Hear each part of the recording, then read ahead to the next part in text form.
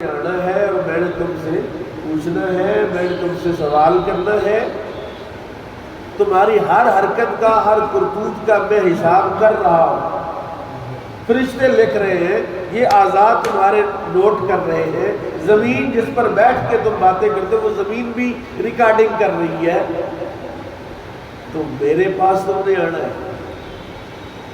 آج تو بندے مانتے نہیں کہ میں بڑی شے ہوں۔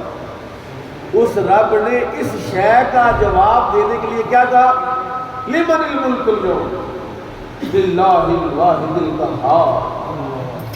اللہ فرمائے گا آج کس کی بادشاہی ہے؟ رسول اللہ کی حدیث ہے، میری ماں کا ارشاد فرماتے اللہ کہتا ہے زمین اور آسمان کو میں ایسے لپیٹ دوں گا جیسے تم تھان لپیٹتے ہو، اور اللہ فرمائے گا این ملوک الارض، کدھر ہے زمین کے بادشاہ؟ آؤ تو صحیح سامنے۔ بعد ملازہ ہوشیار کے جن کے نعرے لگتے تھے، کدھر ہے؟ انا الملک، میں بادشاہ ہوں، میں بادشاہ ہوں۔ رب فرمائے گا قیامت والے دن، اس سے پہلے کہ وہ فرمائے مان ہی لو اس کی بادشاہی۔ اس کی بادشاہی ماننے میں نجات اتنی ہے، ایسی نجات ہے، فرماتا ہے ذالک الیوم الحق، وہ دن حق ہے، وہ دن کسی کو شک ہے؟ ادھر دو تین بندے بولے گا سمجھنے والے، میں قسم کھاتا ہوں کہ میں آپ کے چاولوں کی پلیٹوں کی تقسیم میں نہیں بیٹھوں گا، میں الگ بیٹھوں گا۔ ذالک الیوم الحق، وہ دن حق ہے۔ وہ کون سا دن ہے؟ قیامت کا دن، جو 50,000 سال کا دن ہوگا۔ میں کوئی ڈرانا نہیں چاہتا آپ کو، کیونکہ ہماری خوش عقیدگی اس درجے پر پہنچ گئی ہے کہ کوئی مولوی اگر ڈرائے بھی نہ کہتا یار ہے مولوی ڈراتا ہی نہیں۔ وہ تو قاری صاحب نے بتایا تھا کہ آپ کو جانا ہے، انہوں نے پوچھنا سرکار آئے ہو اور سمجھے آؤ، ایسا ہرگز نہیں ہوگا۔ یوم یقوم الروح والملائکۃ صفا، اس دن روح الامین بھی صف بنا کے فرشتے صف در صف کھڑے ہوں گے، اور وہاں کلام کرنے کی ضرورت نہیں ہوگی، بولنے کی ضرورت نہیں ہوگی، یہاں تک کہ ہمارے آقا امام الانبیاء بھی خاموش رہیں گے۔ اللہ، جب میرا رب اذن دے گا، اجازت دے گا، تب رسول پاک کلام فرمائیں گے۔ فمن شاء اتخذ الی ربہ مآبا، اللہ کہتا ہے وہ دن حق ہے، جو چاہے رب کی بارگاہ میں اپنا ٹھکانہ بنا لے۔ مکان بنانے کے لیے پیسہ لگتا ہے، دنیا بنانے کے لیے کوشش جستجو لگتی ہے، اور اس کی بارگاہ میں ٹھکانہ بنانے کے لیے کوئی اتنی محنت بھی نہیں لگتی، اتنا زور بھی نہیں لگتا، اتنا پیسہ بھی نہیں لگتا۔ وہ روز اعلان کرتا ہے حی علی الصلاۃ حی علی الفلاح، فرمایا فمن شاء اتخذ الی ربہ مآبا، جو چاہے اپنے رب کی بارگاہ میں ٹھکانہ بنا لے۔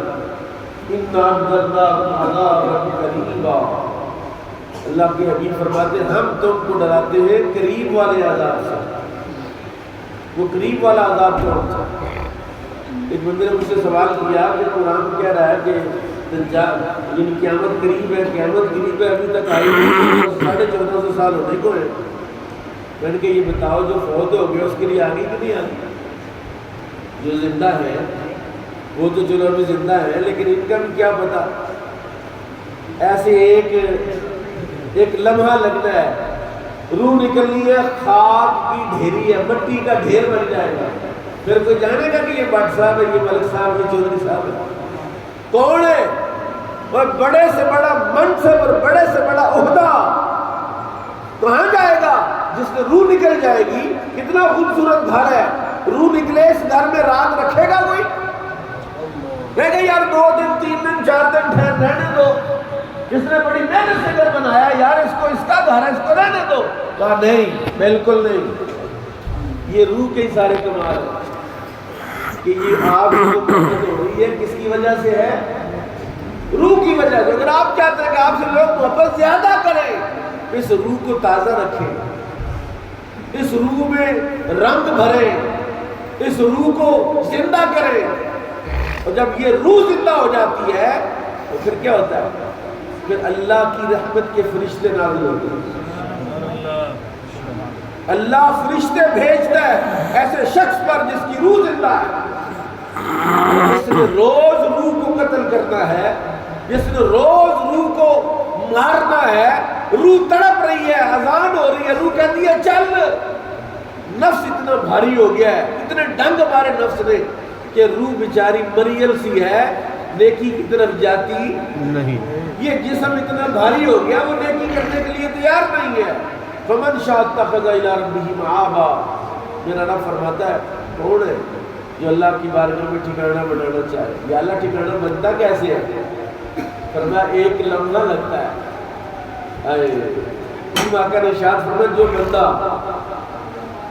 اللہ کے خوف سے روئے اور اس کی آنکھ سے ایک مکھی کے سر کے برابر آنسو نکل آئے، اللہ ایسی آنکھ پر جہنم کو حرام کر دیتا ہے، اس کا ٹھکانہ رب کی بارگاہ میں ہو جاتا ہے۔ اللہ فرماتا ہے میرے فرشتے دیکھو یہ جو آنکھوں کے آنسو ہیں، آج بڑا پانی ہے باہر، اور یہ پانی ختم کرنے کا ایک ہی طریقہ ہے، کون اس کی بارگاہ میں روئے، اس کی بارگاہ۔ اور یہ آنکھوں کا جو پانی ہے، سنو کریم آقا نے ارشاد فرمایا اللہ اکبر، فرمایا قیامت والے دن جہنم لوگوں کی طرف بڑھے گی، حالانکہ فرشتوں نے سنگلوں کے ساتھ جھگڑا ہوگا، اور سنگل بھی چھوٹے چھوٹے بڑے بڑے سنگل، جہنم کی آگ پھر بھی آتی ہے، لوگ ڈر کے بھاگتے جائیں گے۔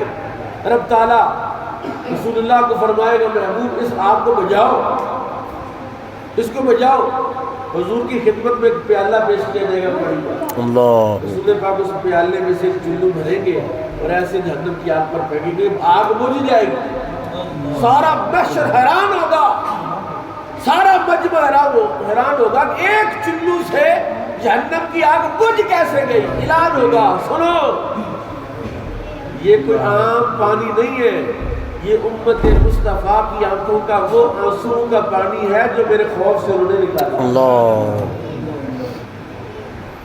7 سمندروں کے برابر بھی نجاست اور پلیدی ہو، ایک آنسو نکل آئے اللہ ساری صاف فرمائے۔ فمن شاء اتخذ الی ربہ مآبا، اللہ کی بارگاہ میں ٹھکانہ بنانا کوئی مشکل ہے؟ وہ ایک ہی اللہ ہے، 2 3 4 5 افسروں کس کو راضی کرے؟ وہ ایک ہی افسر ہو اس کو بندہ راضی کر لیتا ہے، ترلا کر لیتا ہے، منت کر لیتا ہے، واسطہ ڈال لیتا ہے، اور وہ رب تو 70 ماؤں سے زیادہ پیار کرتا ہے کہ نہیں؟ اسی کے دسترخوان سے رات کو کھاتے ہیں، سارا دن اس کی مخالفتیں، اس کی نافرمانیاں، لیکن کبھی اس نے دسترخوان سے اٹھایا ہے؟ نہیں اٹھایا تھا۔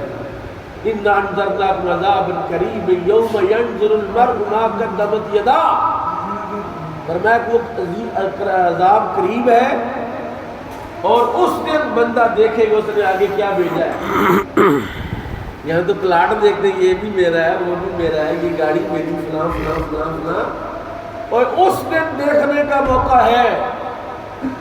یوم ینظر المرء، آپ ہے مرد آپ ہے، مرد آپ ہے، انسان آپ ہے، روح آپ ہے، جسم آپ ہے، آپ دیکھیں گے ما قدمت یدا، آگے کیا بھیجا ہے؟ کوئی خالی پڑا ہوا سارا پلاٹ، سارا مکان، ساری جگہ خالی ہے، میری نیکیاں نظر نہیں آتی، سارے زمانے کی نیکیاں ہیں، میری ڈھیری، میرا ڈھیر نظر نہیں آتا۔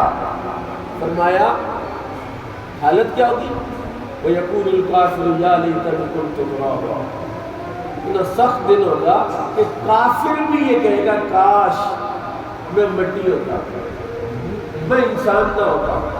اور یہ تو کافر کہے گا نا، میں تھوڑا پیچھے آپ کے لے جاتا ہوں، وہ ہستی جو اس امت میں افضل البشر بعد الانبیاء ہے، انبیاء کے بعد ساری امتوں میں سب سے افضل بندہ ہے، وہ درخت کے پاس سے گزرتے ہوئے کہہ رہا ہے کاش میں اس درخت کا پتا ہوتا، میں انسان ہی نہ ہوتا، اس درخت کا پتا ہوتا، کوئی اونٹ آتا مجھے کھا جاتا اور جگاڑی کرتا اور پھر میں لاشا ہوتا، کوئی شے ہی نہ ہوتا۔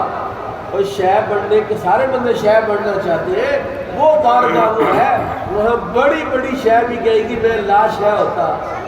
یقول الکافر یا لیتنی کنت ترابا۔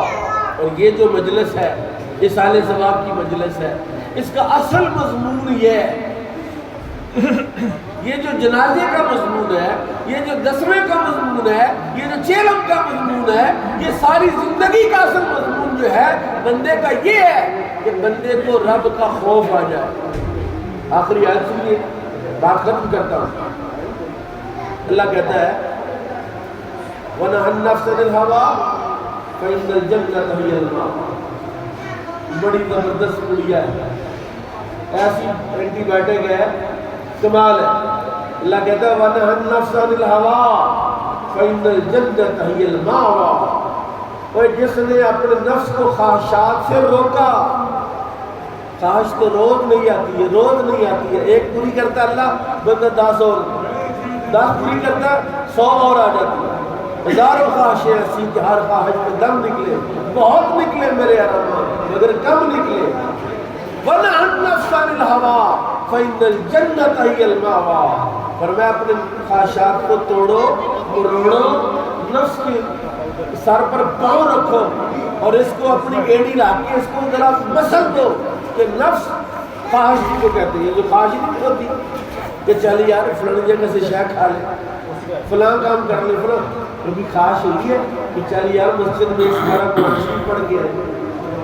یہ نہیں ہوتی. چل یار مسجد میں آج 20 رکعتیں پڑھ کے آتے. کبھی خواہش ہوئی؟ کبھی خواہش ہوئی کہ چل یار کسی اللہ والے کی بارگاہ میں جا کے 2 گھڑیاں بیٹھتے؟ یہ تو خواہش ہوگی کہ میرا ڈیٹا ہو اور میں نیٹ پہ مصروف رہوں. یہ تو خواہش ہوگی کہ میرے پاس کوئی چیز ناران کاران چلے جاؤں، سیر سپاٹے کروں.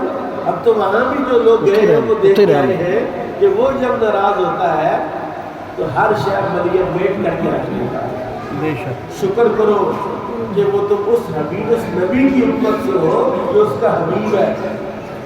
نہیں تو جو ہمارے اعمال ہیں، اخلاق ہیں، کردار ہیں، الامان والحفیظ. وَنَهَى النَّفْسَ عَنِ الْهَوَىٰ. اللہ کہتا ہے جس نے اپنے نفس کو خواہش سے روکا فَإِنَّ الْجَنَّةَ هِيَ الْمَأْوَىٰ. اس کا ٹھکانہ جنت ہے. اس کا ٹھکانہ کیا ہے؟ جنت. اللہ تعالیٰ مجھے اور آپ کو جنت ٹھکانہ بنانے کی توفیق بخشے. اس کام کے لیے اللہ نے اتنا خوبصورت جسم دیا، اتنی خوبصورت شخصیت دی، اتنا خوبصورت ڈھانچہ دیا اور بتلایا کہ وما خلقت الجن والانس الا لیعبدون. تمہیں تو عبادت کے لیے پیدا کیا ہے. اللہ عبادت کی توفیق سے مالا مال.